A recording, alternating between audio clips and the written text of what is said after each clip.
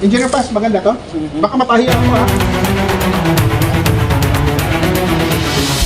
Hi everyone! Kumari ng Bayan! Isa ito sa 24 na pumping station sa Metro Manila. Dito tayo ngayon sa loob ng Bitas Pumping Station sa Tondo, Manila. Pinapalalawanan nga sa amin kung paano hinuhold ng tubig mula sa upstream hanggang sa downstream. Grabe, nakakahanga.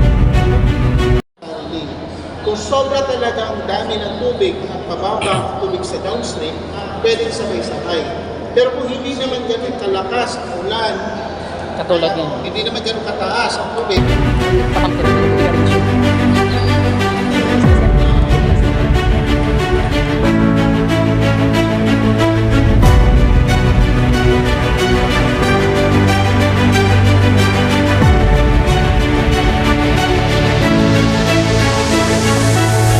pag maraming basura, aakyat siya doon sa segregator para mas mabilis mag-segregate. So maraming tao na naka-assign sa taas, okay? Para mag-segregate.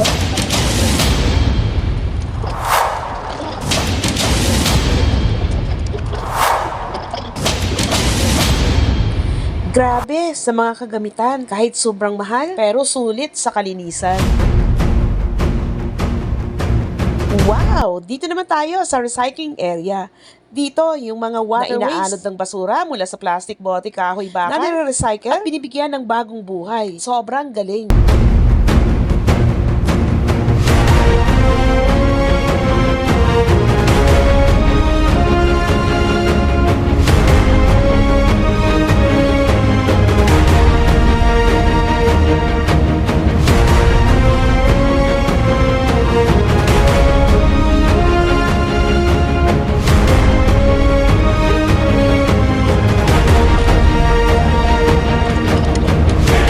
Yung bang buhangin sa isa't kalahating bubog po. Bubog. Oh, may bubog. Opo, yun po. Yan, bubog, Tapos oh. kalahating simento lang po. Okay, kala. Paniniyap na bubog po. Wow! Ang galing! Kaya ikaw, ako, tayo, maging responsable sa ating basura.